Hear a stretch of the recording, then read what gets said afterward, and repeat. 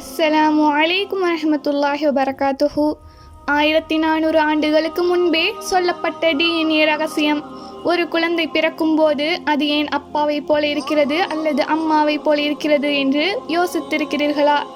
இன்று நாம் டிஎன்ஏ மற்றும் ஜீன் பற்றி இஸ்லாத்தில் எப்படி சொல்லப்பட்டிருக்குன்னு பார்ப்போம்.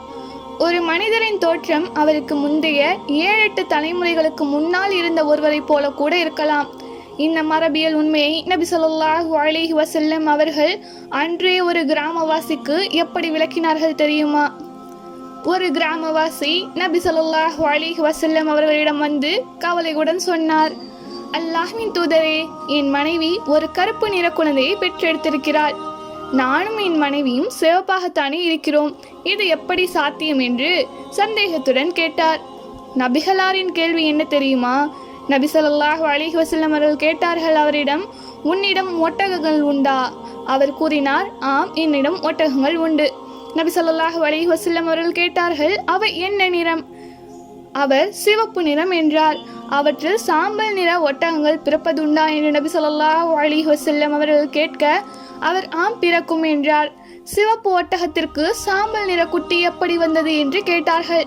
அதற்கு அவர், அவை அதன் முன்னோர்களின் நிறமாக இருக்கலாம் என்றார்.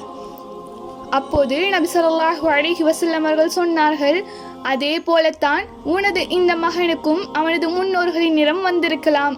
இன்று மரபியல் விஞ்ஞானிகள் என்ன சொல்கிறார்கள் என்றால், ஒரு மனிதனின் உடலில் உள்ள சில பண்புகள் மறைந்திருந்து பல தலைமுறைகளுக்கு பிறகு வெளிப்படும். இதை கண்டுபிடிக்க மெண்டால் போன்ற விஞ்ஞானிகள் பல காலம் ஆய்வு செய்தனர். ஆனால் 1400 ஆண்டுகளுக்கு முன்பே ஒட்டகத்தை உதாரணமாக கொண்டு மரபு வழி தோற்றம் பற்றி நபி ஸல்லல்லாஹு அலைஹி வஸல்லம் அவர்கள் விளக்கியது மாபெரும் அறிவியல் அற்புதமே ஆகும். இந்த ஹதீஸ் அறிவியலை சொல்வதோடு மட்டுமல்லாமல் ஒரு கணவன் தன் மனைவி மீது வீண் சந்தேகம் கொள்ளக்கூடாது என்ற சமூக நீதியையும் போதிக்கிறது.